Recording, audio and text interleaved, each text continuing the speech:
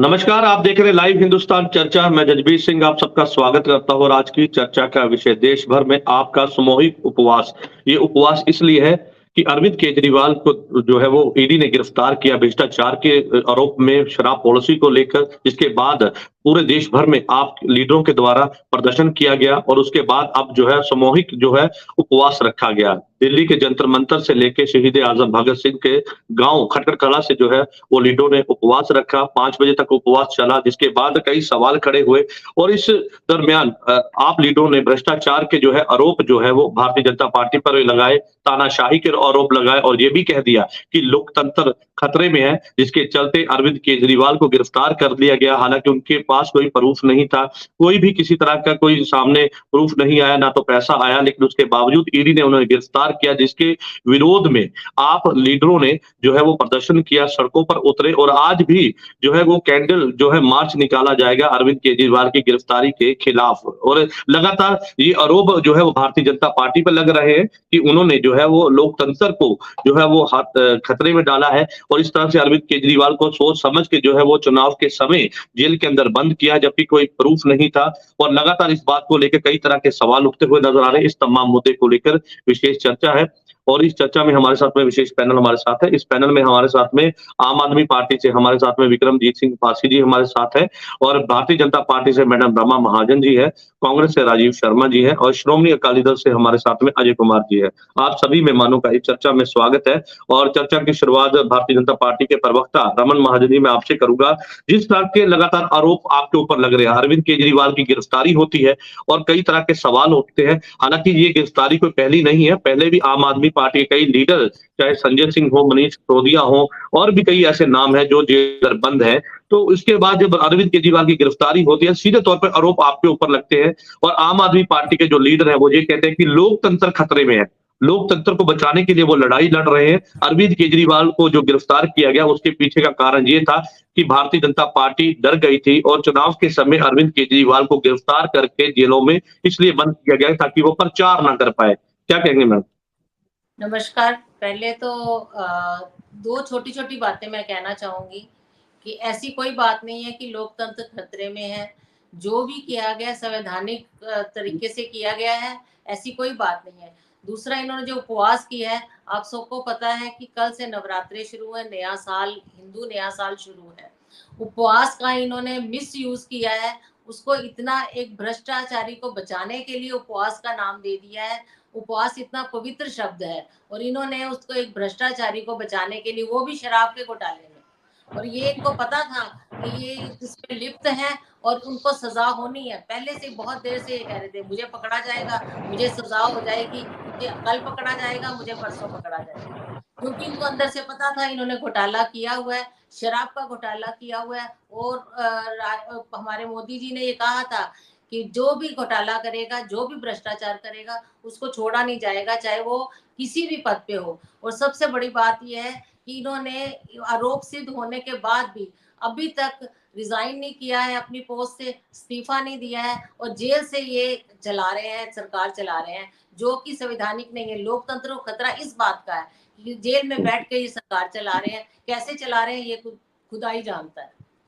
चलिए ठीक है। आपने कई सवाल जो है वो जो उठाए हैं बहुत गंभीर है, उसके जवाब लेने के लिए हमारे साथ में विक्रम पासी जी हमारे साथ है। पासी जी वो कहते हैं कि लोकतंत्र को खतरा तब है जब जेल में बैठ के सरकार चलाई जाए। वो कहते हैं कि अगर इस तरह से भारतीय जनता पार्टी के ऊपर आप आरोप लगा रहे हैं, लेकिन पहले आप अपनी तरफ देखिए कि किस तरह से जेल में बंद आप सरकार चला रहे हैं, उसको लेकर आप क्या कहेंगे? जजवीर जी, आपको सभी को नमस्कार। देखिए, बीजेपी धक्का भी कर रही है, लोकतंत्र की हत्या भी कर रही है, अपने करप्ट लोगों को बचा रही है, ईमानदारों पे झूठे इल्जाम लगा रही है और झूठ भी बोल रही है। मुझे संविधान की कोई धारा बता देंगे बीजेपी के हमारे माननीय प्रवक्ता, जिसमें लिखा हुआ है कि जब तक किसी को सजा नहीं हुई वो पद पे नहीं बना रह सकता? कोई एक प्रोविजन बता दें संविधान के अंदर, कॉन्स्टिट्यूशन के अंदर, तब तो इनकी ये बात झूठी लोग सुनने के काबिल होंगे कि यार चलो सुन ही लेते हैं। दूसरी चीज, उपवास, क्या बात है। कहते हैं कि नवरात्रे शुरू हैं, बिल्कुल हमारे पवित्र नवरात्रे शुरू होने वाले हैं, पवित्र रमजान के दिन चल रहे हैं। उपवास हम किसी को कष्ट देने के लिए नहीं रखते। ये अनशन ही था जो अंग्रेजों के खिलाफ सबसे बड़ा हथियार साबित हुआ था। और अब बीजेपी के खिलाफ जो बीजेपी लोकतंत्र की हत्या करने का कार्य कर रही है ना, एक ऐसा घोटाला जो हुआ ही नहीं उसको आधार बना के ये लोकतंत्र की हत्या कर रहे हैं। विरोधी पार्टियों के लीडर्स को अंदर घेरने का काम कर रहे हैं, लोकतंत्र के अंदर उनको चुनाव प्रचार से दूर करने का कार्य कर रहे हैं बीजेपी। 1 रुपए की बरामदगी नहीं, 1 रुपए की ट्रेल नहीं। ईडी बाद में बोलती है, बीजेपी को पहले पता होता है। ईडी बन चुकी है इन्फोर्सिंग डिक्टेटरशिप एजेंसी। अब ये क्या कह रहे हैं जी कि उनको सजा होनी है, मतलब बीजेपी को पहले पता सजा होनी है। क्या बात है, सोचने वाली। 1 रुपया बरामद नहीं हुआ। और मुंगटा रेड्डी जिसका बेटा, जिनको बेटे और पिता की 9 स्टेटमेंट्स के अंदर केजरीवाल जी का नाम नहीं था, जब तक भी अपने अकाउंट के मन मुताबिक बीजेपी ने स्टेटमेंट नहीं ले ली, राघव की जमानत नहीं होने दी और उसको टिकट दी टीडीपी से। शर्त रेड्डी से 60 करोड़ लिया बीजेपी ने। तो आपने समय की पाबंदी कही थी, तो मैं समय की पाबंदी रखते हुए कहना चाहूंगा, असली करप्शन बीजेपी कर रही है, फिर करप्टों को गंगा जल छिड़के अपने में शामिल कर रही है। चलिए ठीक है, भ्रष्टाचार के एक दूसरे पर आरोप है, लेकिन उसके पीछे की जो सच्चाई है वो जनता जानती है। हमारे साथ में कांग्रेस से राजीव शर्मा जी हमारे साथ है। राजीव जी, कैसे देखते हैं, एक तरफ जो है आपका सामूहिक उपवास, देश भर में बड़े लीडर जो है वो सड़कों पे उतरे, खटखट कला में शहीद आजम भगत सिंह के गांव में पहुंचे और जंतर मंतर पर भी बड़ा प्रदर्शन किया गया। क्या क्योंकि गठबंधन में आप दिल्ली में हैं, तो क्या पंजाब में भी आपका साथ देंगे इस प्रदर्शन में, एक उपवास में? और एक तरफ आज कैंडल मार्च निकालने का भी अमृतसर में जो है वो आप लीडरों ने ऐलान किया है। नहीं, हम उस अच्छी बात का जवाब का साथ देंगे जिसमें लोकतंत्र के लिए कोई लड़ाई लड़ रहा है। आज आम आदमी पार्टी कांग्रेस के साथ मिलके दोनों लोकतंत्र की लड़ाई लड़ रहे हैं, तो हम उनके साथ हैं इस मामले में।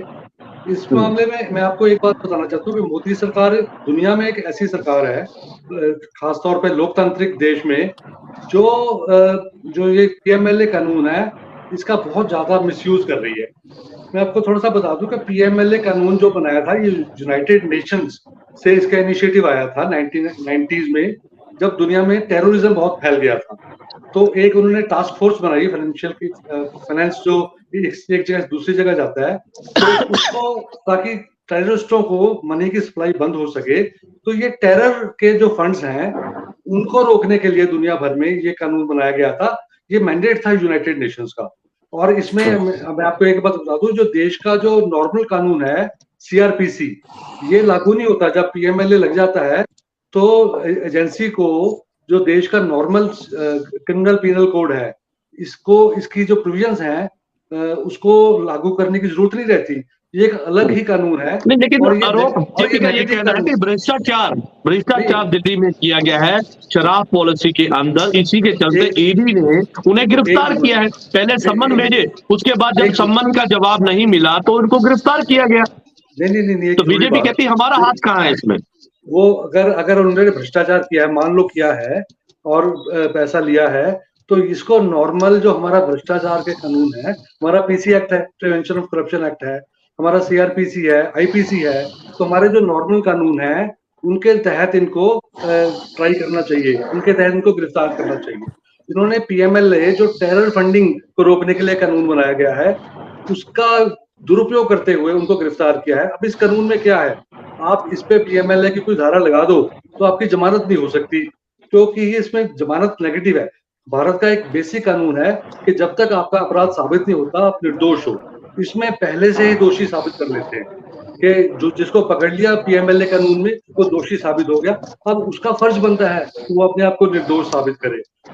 करते निर्दोष साबित करना ये अदालत का काम है, लेकिन ऐसे में भ्रष्टाचार के आरोप कहीं ना कहीं लगते नजर आ रहे हैं। लेकिन ऐसे ठीक है भ्रष्टाचार ये टेरर फंडिंग का जो कानून है उसको उन्होंने लागू कर दिया है। चलिए ठीक है। अजय कुमार जी हमारे साथ है, श्रोमणी अकाली दल से है। अजय जी, कैसे देखते हैं आपका सामूहिक उपवास इस बात को लेकर अरविंद केजरीवाल की गिरफ्तारी के विरोध में लगातार ये बात सामने आती रही है और ये बात कहते लगे कि लोकतंत्र को बचाने की लड़ाई जो है वो आप लड़ रही है। इसी के चलते अरविंद केजरीवाल को जेल के अंदर बंद किया गया और चुनाव के समय किया गया, क्योंकि देश में लोकसभा चुनाव है। तो ऐसे में इंडिया गठबंधन और आप जो है वो लगातार एक मंच पे है, तो इसी के चलते लोकतंत्र को खतरा बताया जा रहा है। क्या कहेंगे सर?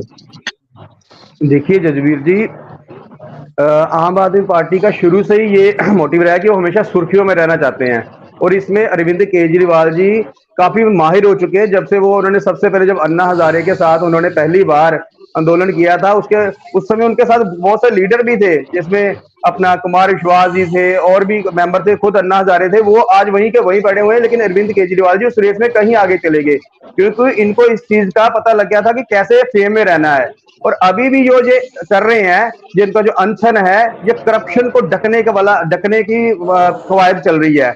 इनको पता था कि इनके बहुत सारे मंत्री ऑलरेडी करप्शन के केसेस में, अलग अलग चार्जेस में अंदर गए हैं, एक दिन इनकी बारी भी आनी थी और इन्होंने उसका पहले से प्री प्लान कर लिया था कि कैसे कैसे इस चीज को अब आगे बढ़ाया जाएगा। क्योंकि देखिए, जेल से तो ज्यादा फरमान नहीं ना आ रहे।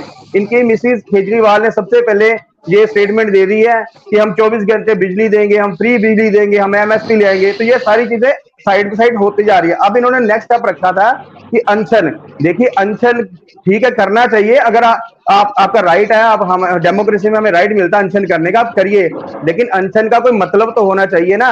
अनशन तब करते जब पंजाब के लोगों के ऊपर एनएसए लगा था, पंजाब के लड़कों के ऊपर। अनशन तब करते जब शुभकरण की शहादत हो गई थी, तब अनशन करते। तब तो आपने किया नहीं। जब हमारे प्रीतपाल को हरियाणा की पुलिस उठा के ले गई थी, उसको मारा तोड़ा गया, उसके ऊपर एफआईआर दर्ज की, तब तो आपने अनशन किया नहीं है। तो अनशन करने का कोई तरीका होता है। एक आदमी जो ऑलरेडी करप्शन के केस में अंदर चला गया, अब इसकी इंक्वायरी चल रही है, वो गिल्टी होता है या नहीं होता, अदालत का काम है, केस चलता रहेगा। लेकिन ये अनशन करने से मेरे को तो कोई फायदा लगता नहीं। एक ही फायदा लगता है कि चलो उस दिन अगर इन्होंने सही मन से किया, बिना खाए पिए किया कुछ देर के लिए, तो देश का कुछ अनाज ही बचा होगा, अदरवाइज इनके अनशन का कोई वैल्यू नहीं है सर। चलिए ठीक है सर, आपकी बात आगे रमा महाजन जी हमारे साथ है। ठीक है मैडम, मैं आपके पास ही आ रहा हूँ, एक सवाल ले लीजिए। मेरे पास एक बयान है पंजाब के सीएम सरदार भगवंत सिंह मान का। वो कहते हैं कि बीजेपी नफरत की राजनीति करती है। उसके साथ उन्होंने ये भी कह दिया कि देश का लोकतंत्र खतरे में है, और वो ये कहते नजर आए कि हमारे जो शहीदों ने शहादत दी है, उस कुर्बानी का क्या लाभ हुआ अगर इस तरह से लोकतंत्र खतरे में रहा। वो कहते कि उनकी कुर्बानी का क्या फायदा हुआ। यानी कि सीधे तौर पर कहें तो वो शहादत के साथ इस मुद्दे को जोड़कर देख रहे हैं। कैसे देखते हैं मैडम? मैं इसी बात पे आ रही थी कि शहीद को भ्रष्टाचारी के साथ जोड़ना, उनकी फोटो लगानी शहीद आजम के साथ, ये बीजेपी कभी भी सहन नहीं करेगी।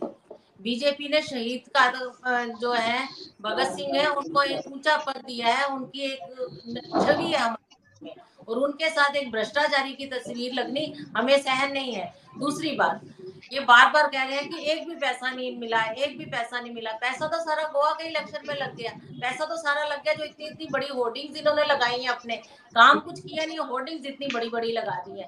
पंजाब में, अमृतसर में लोग तरस रहे हैं, कोई एक विकास का कार्य हो जाए, कोई एक विकास का कार्य बता दे।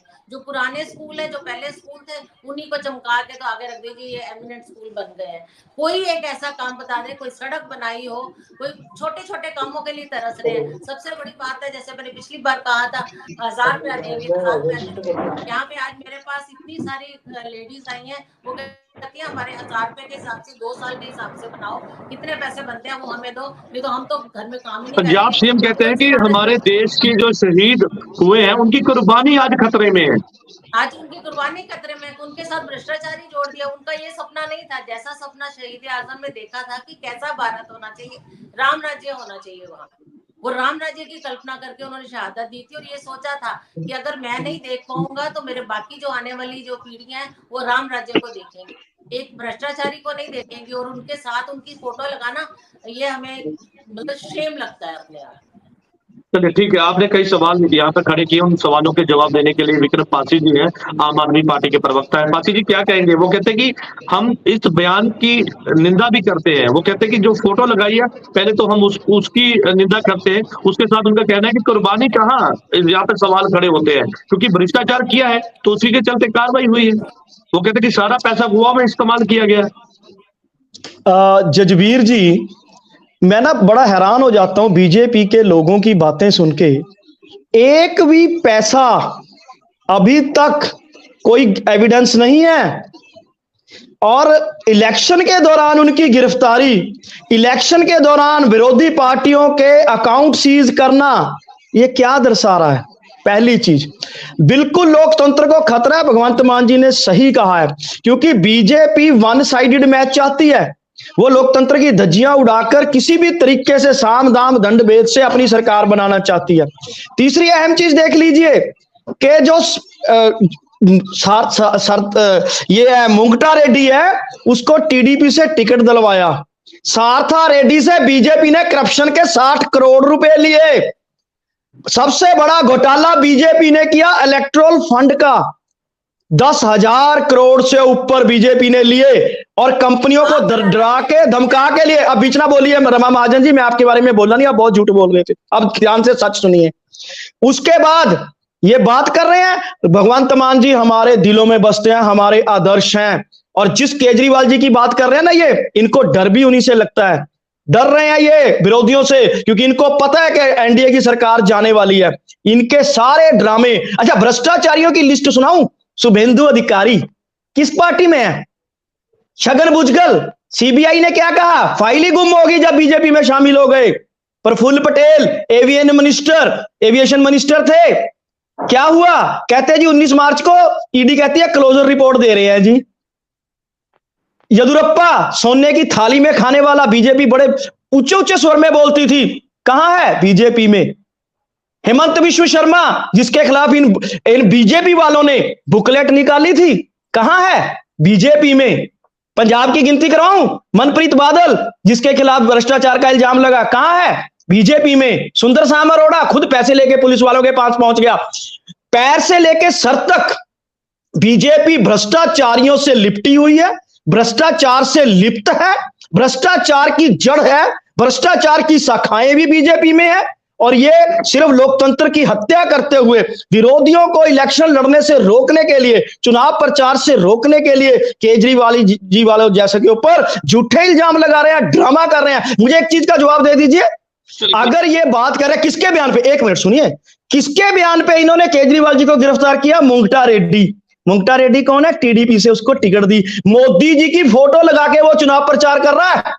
मुंगटा रेड्डी इनकी पार्टी में शामिल हो चुका है टीडीपी के जरिए।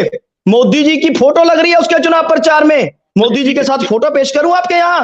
बीजेपी लगातार भ्रष्टाचार भी कर रही है, देश बेचने का कार्य कर रही है, लोकतंत्र की हत्या कर रही है। सुप्रीम कोर्ट के 4 जजेस तक को प्रेस कॉन्फ्रेंस करनी पड़ गई। तो ये बीजेपी का खेल दुनिया समझ चुकी है, पूरा देश समझ चुका है। ये लुटेरी पार्टी है, और ये लुटेरी पार्टी साध बनने का ड्रामा करती है, और अकाली दल पिछलग्गू है इनका। ठीक है, भ्रष्टाचार के आरोप तो सब पे लगते हैं, लेकिन ऐसे में उसको साबित करना वो एक बड़ी बात हो जाती है। राजीव शर्मा जी हमारे साथ है, कांग्रेस से है।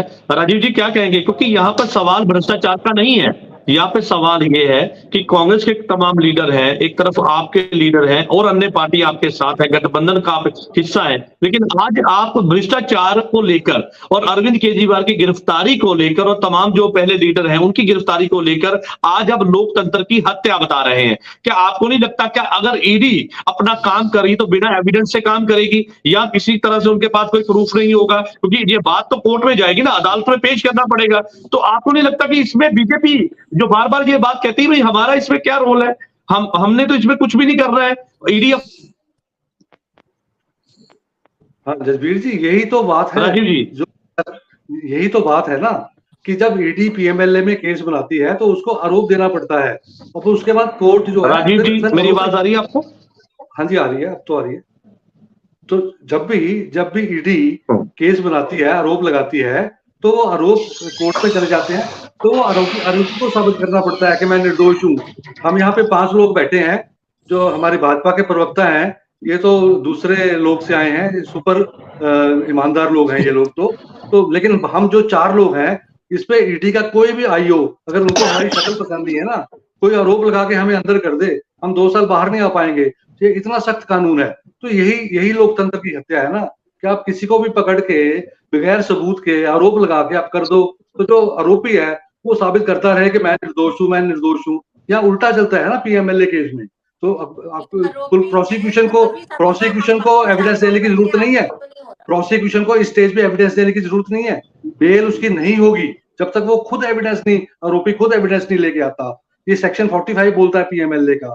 भ्रष्टाचार का आरोप है, भ्रष्टाचार किया है या नहीं किया ये कोर्ट साबित करेगी, लेकिन आप भ्रष्टाचार के कानून के मुताबिक उनको गिरफ्तार करो ना। आप सीआरपीसी जो देश के कानून है, ऑर्डिनरी कानून है, उन्होंने कोई टेरर किया है, उन्होंने कोई बहुत किसी का कत्ल किया है, पैसे का लेन देन का मामला है, और उसके जो हमारे देश के पहले से कानून है, इसका जवाब मैं आपसे लूंगा मैडम। कर रहे हो आप अपने लिए क्यों नहीं कर रहे?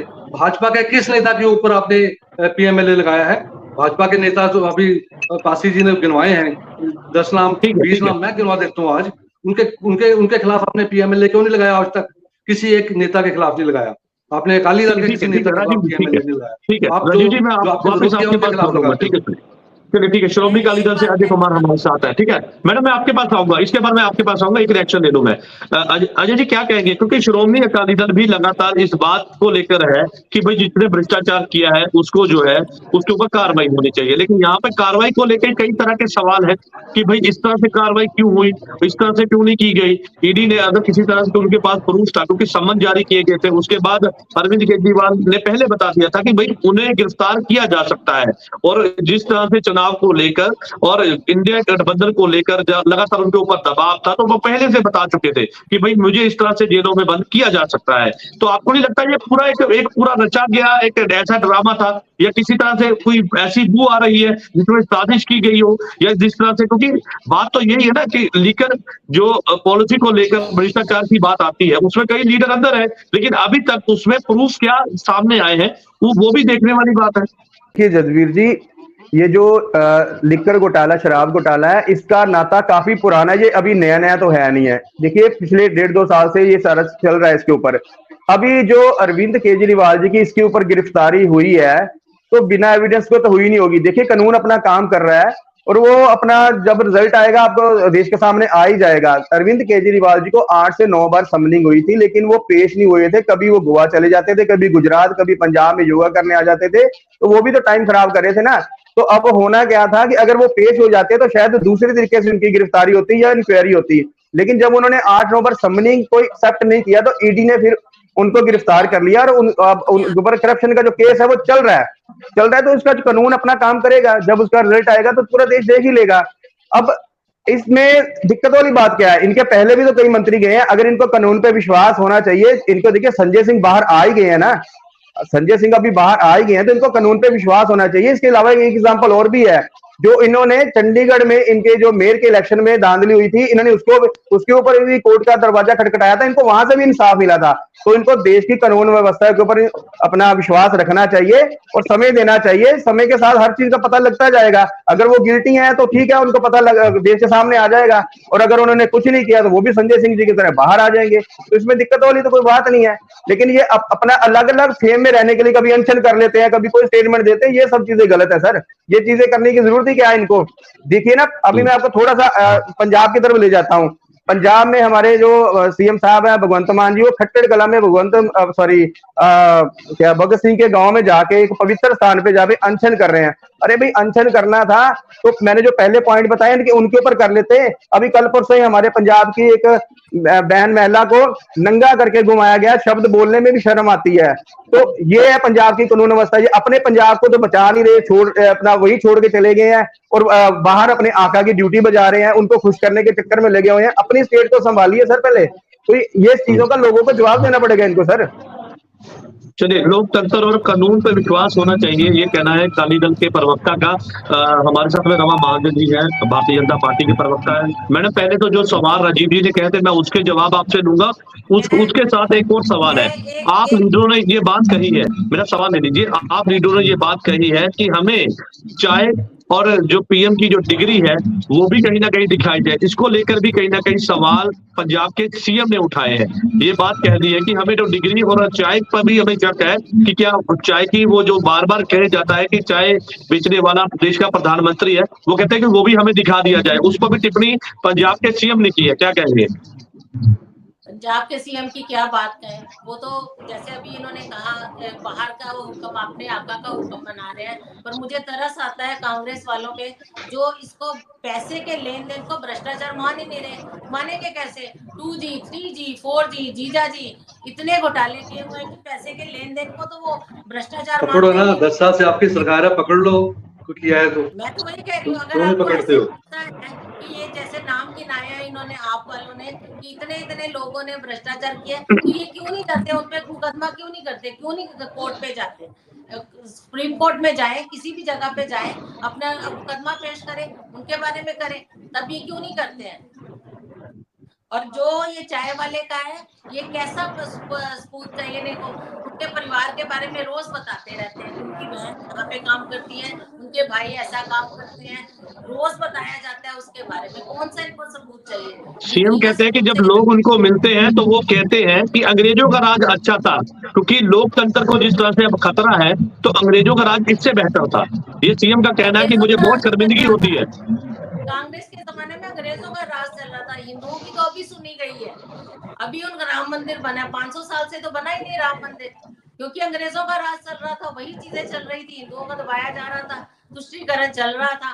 तब तो चला ही नहीं, कोई भी ऐसी बात आई नहीं है। त्योहार मनाने आप देखें, बंगाल में उन्होंने रामनवमी के जुलूस पे अभी बयान दे दिया कि दंगा नहीं होने देंगे।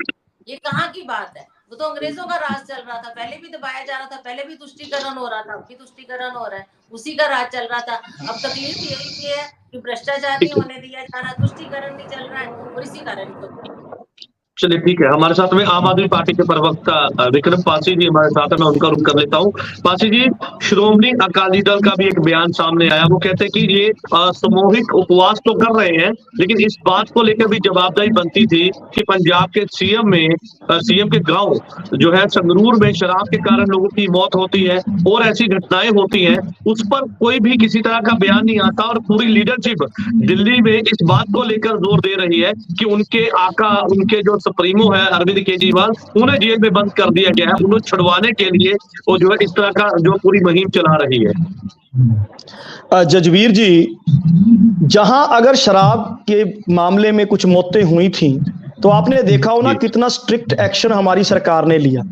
ऐसे ही वल्टोहा वाली घटना के ऊपर इमीडिएटली एक्शन लिया गया, इमीडिएटली उन लोगों को अरेस्ट करके भेजा गया, पहली चीज। दूसरी चीज, ये बार बार खटखड़ कला की बात करते हैं, इनको शायद याददाश्त की कमी है कि भगवंत मान जी ने जब मुख्यमंत्री बने थे शपथ भी खटखड़ कला में ली थी। वो भगत सिंह जी को अपना आदर्श मानते हैं, और भगत सिंह जी वो एक हमारे देश के हीरा हैं जिन्होंने अपनी जान कुर्बान किया, और खटखड़ कला हमारे लिए पवित्र भूमि है। पहली चीज मैं बता दूं। दूसरी चीज, अभी रामा महाजन जी क्या कह रहे थे कि जी देखो जी अंग्रेजों का राज तो है ही, बंगाल में कहते हैं हम दंगा नहीं होने देंगे, मतलब बीजेपी दंगा करना चाहती है, और बंगाल वाले कह रहे हैं सरकार के हम होने नहीं देंगे, तो बीजेपी उसकी भी तकलीफ मान रही है। क्या बात है बीजेपी की सोच की।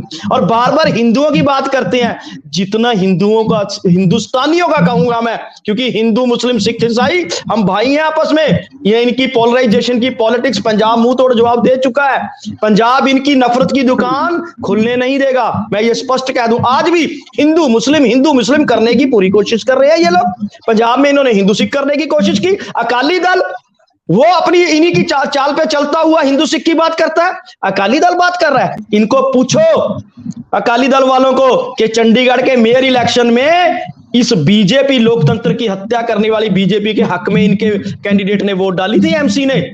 ये है भी अकाली दल की असलियत। दूसरी, एक मिनट सुन लिया जजवीर जी, लेट मी कंप्लीट, मेरे 2 मिनट पूरे हो जाने दीजिए। दूसरी बात, ये भ्रष्टाचार की बात कर रहे हैं। 2014 से एक भ्रष्ट लीडर बीजेपी के अंदर है, किसके खिलाफ ईडी ने कार्रवाई की? अजीत पवार। बड़े माननीय हमारे प्रधानमंत्री जी बोल रहे थे चक्की पीसिंग 70,000 करोड़ का घोटाला, और 2 दिन बाद वो बीजेपी में शामिल, उसको पावर भी दे दी। 70,000 करोड़ खा गई बीजेपी। क्या, कहां है वो पीएमएलए उसके ऊपर? कहां गया वो भ्रष्टाचारी बीजेपी के अंदर? वो सब साफ सुथरा हो गया। ये है बीजेपी की असलियत। नारायण राणे, क्या बातें कर रहे हो आप? और तीसरी चीज, एक अहम चीज, सुन लीजिए, अहम चीज, मणिपुर, याद करो मणिपुर में क्या कुछ चल रहा है। जजबीर जी माफ करना, गोदी मीडिया एक बार भी खबर नहीं दिखा रहा। कितने साल हो गए मणिपुर, कितने महीने हो गए जलते हुए। सुन लीजिए एक सवाल, अभी मैं एक आज बोलिए जी। एक तरफ जो है 400 का पार का एक नारा 370 धारा को लेकर और 13-0 की बात, दूसरी तरफ ये दावा सभी पार्टियां कर रही कि इससे जो लोकसभा चुनाव है उसमें भारी जीत हम हासिल करेंगे, हमारी पार्टी आगे रहेगी। लेकिन ऐसे में लोग कितना सहमत है इस पर भी ध्यान देना पड़ेगा ना, क्योंकि जिस तरह से पंजाब की पॉलिटिक्स की मैं बात करूं और आपके द्वारा एक बड़ा अनशन किया गया, आज कैंडिडेट मार्च भी निकाला जाएगा, तो आपको नहीं लगता क्योंकि आपके सुप्रीमो अरविंद केजरीवाल इस समय जेल में है और आपकी तमाम लीडरशिप या आपके उच्च जो बड़े नेता है वो जेल में है, तो इस पर कितना असर इसका पड़ेगा चुनाव में? जजबीर जी, एक केजरीवाल जेल में है, हर वर्कर केजरीवाल बन चुका है। लाखों केजरीवाल आज बीजेपी के खिलाफ जो है जी एजिटेशन कर रहे हैं। दूसरी बार ये कहते हैं ना, अब की बार 400 पार, इनका जुमला था अच्छे दिन आने वाले हैं। आए थे क्या? जो थोड़े बहुत अच्छे थे वो भी खत्म कर दिए।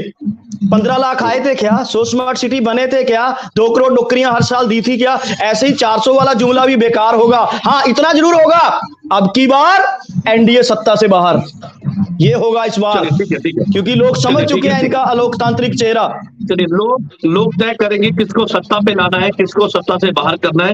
ये लोकतंत्र है, लोगों के हाथ में है, लोग किसके साथ जाएंगे ये जनता का जब मुट्ठी खुलेगी तब पता चल पाएगा। हमारे साथ में कांग्रेस से राजीव शर्मा जी हमारे साथ है।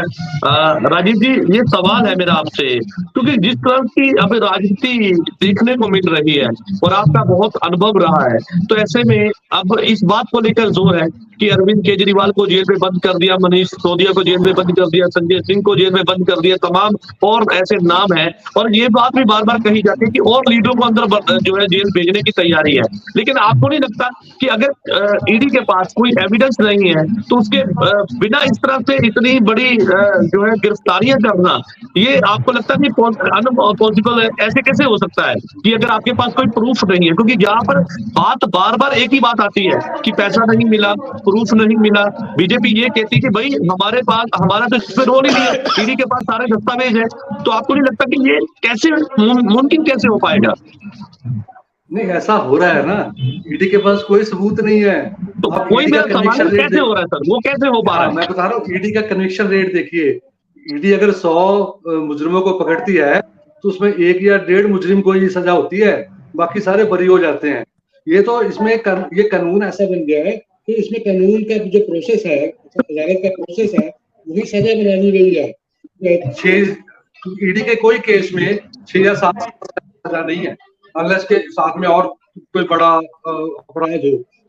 लेकिन इस पे सारे बरी हो जाते हैं और 6-7 साल तो वैसे अदालत में लग जाते हैं, 6-7 साल तो वैसे अदालत में लग जाते हैं। तीसरी बात तो ये मिसयूज है ईडी का। और मैंने जैसे कहा, अजय जी ने बोला कि संजय सिंह की जमानत मिल गई, बाकियों को भी मिल जाएगी। अब संजय सिंह को जमानत कैसे मिली? ईडी ने खुद कहा हमें संजय सिंह की जरूरत नहीं है, इसलिए उनको जमानत मिली। अगर ईडी कहती कि हमें इनको जमानत को हमने अपोज करना है तो कभी भी कोई भी अदालत, सुप्रीम कोर्ट भी नहीं। जरूरत के मायने क्या है सर? जरूरत के मायने क्या है?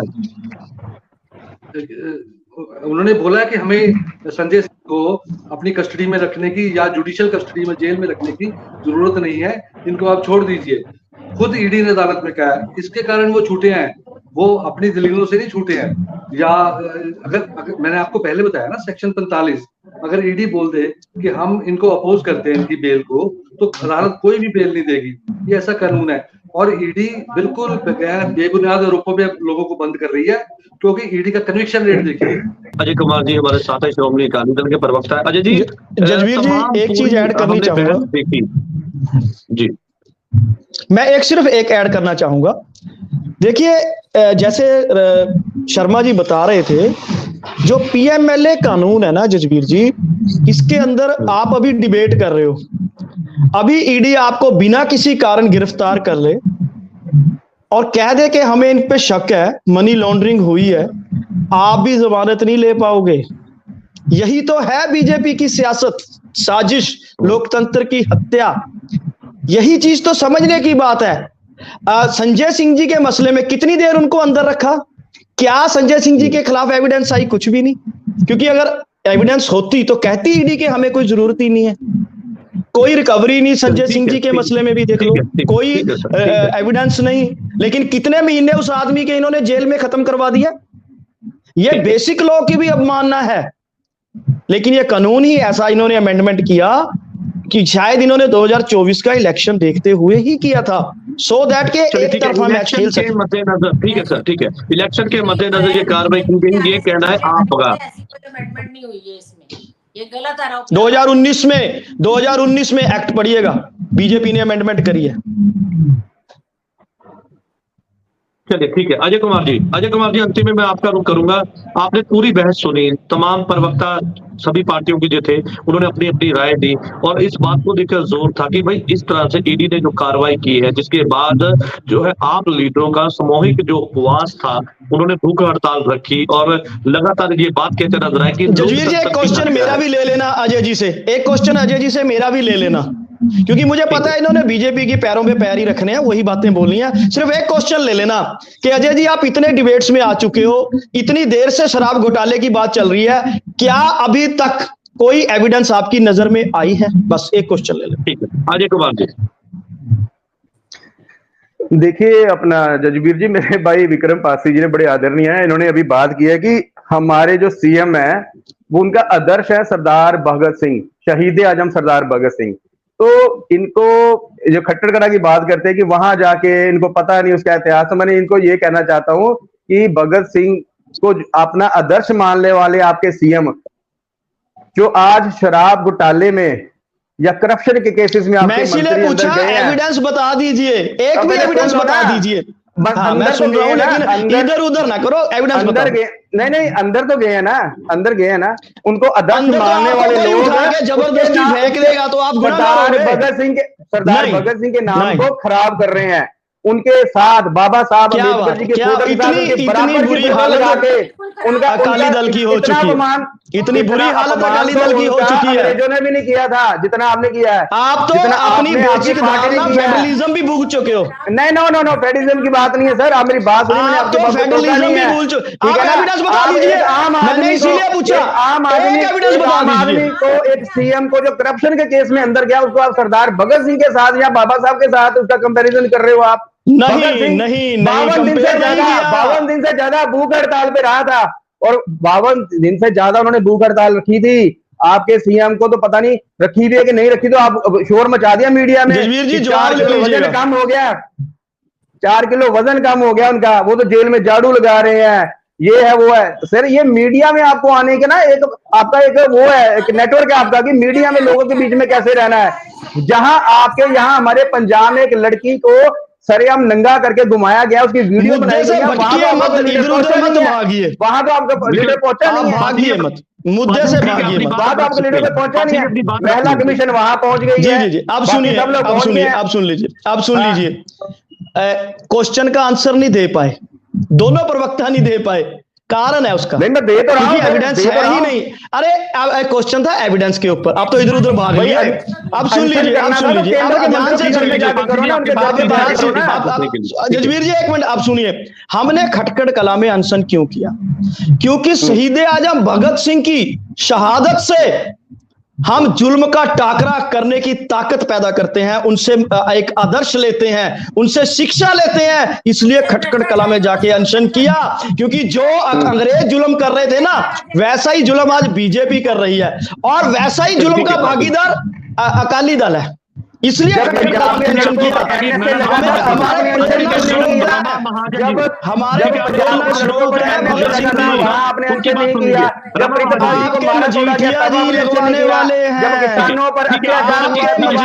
लगवाने वाले हैं, आपकी बीजेपी अत्याचार करने वाली है। अनशन तब भी करते हैं तो लोगों का विश्वास हासिल कर लेते हैं आप। अनशन तो आपने तब करना चाहिए था। अपनी बात पूरी कीजिए रमा महाजन जी, अपनी बात पूरी कर लीजिए। जो ये इतने बड़े होर्डिंग्स लग रहे हैं, ये भ्रष्टाचारियों का पैसा है जो सामने नजर आ रहा है। पैसा घर में नहीं, लाखों करोड़ रुपया मोदी जी एडवर्टाइजमेंट पे लगा रहे हैं। मेरे एविडेंस बता दीजिए जजवीर जी, एक एविडेंस पूछ लीजिए, एक एविडेंस, बस एक रिक्वेस्ट है, इन दोनों प्रवक्ताओं से एक एविडेंस पूछ लीजिए तो जाइए ना, ईडी का दरवाजा खटखटाइए, अदालत का दरवाजा खटखटाइए। बता दीजिए, ईडी तो आपका पाला हुआ पुत्र है, ईडी तो बीजेपी का पाला हुआ पुत्र है, अकाली दल उसका चमचा है। छोड़ दीजिए इस बात को, एक एविडेंस बता दीजिए। आप कांग्रेस के चमचे हो सर, आपकी पार्टी कांग्रेस के चमचे हो। अरे यार इतनी जो तैयारी करके आना चाहिए था, एक एविडेंस तो बता दो। ये आपकी फितरत में है, कोर्ट में मामला देगा सब कुछ। एक एविडेंस बता दो, एक एविडेंस। सामूहिक उपवास था देश भर में, एक एविडेंस, बस एक एविडेंस, आजम भगत सिंह वरना बोलने का हक छोड़ दो। कला में वहां पे पंजाब सीएम और पंजाब के कैबिनेट मंत्री समेत विधायक वहां पर पहुंचे और सामूहिक उपवास रखा गया अरविंद केजरीवाल की गिरफ्तारी के विरोध में। और ये कहते नजर आए लीडर कि भाई अरविंद केजरीवाल की जो गिरफ्तारी है वो लोकतंत्र की हत्या है। जिस तरह से ईडी ने उन्हें गिरफ्तार किया, जिससे पहले जो है अरविंद केजरीवाल ने ये बात पहले कह दी थी कि उन्हें गिरफ्तार किया जा सकता है, तो ऐसे में ईडी ने उन्हें गिरफ्तार किया, जिसके बाद पंजाब में इसका सीधे तौर पर कहीं ना कहीं असर पड़ा। हालांकि देश में आप जो है वो लगातार सामूहिक उपवास के दरमियान नजर आई, लेकिन ऐसे में आज कैंडल मार्च भी जो है अरविंद केजरीवाल की गिरफ्तारी को लेकर कहीं ना कहीं आप लीडरों के द्वारा दिया गया। और ये भी कहा गया कि जो कांग्रेस है वो भी लगातार इस बात को लेकर विरोध कर रही है कि अरविंद केजरीवाल की जो गिरफ्तारी थी और जो तमाम लीडर शराब घोटाले में गिरफ्तार किए गए हैं वो भी कहीं ना कहीं इस बात को लेकर प्रेरित है कि जो आने वाले चुनाव है उसके मद्देनजर उन्हें जो है गिरफ्तार किया गया है। आप सभी मेहमानों का इस चर्चा में जुड़ने के लिए धन्यवाद है। कल नई चर्चा में मैं आपके साथ फिर से जुड़ूंगा, तब तक के लिए दीजिए इजाजत। धन्यवाद।